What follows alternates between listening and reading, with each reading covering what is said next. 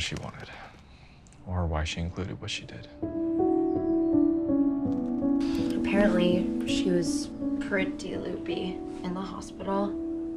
God only knows what kind of meds they had her on when she finished. What did she say in the letter? No need to rehearse, just memorize your lines. I'm sitting in her house without her for the first time, and I have to relive the biggest mistake in my life in front of all the people who hate me for making it.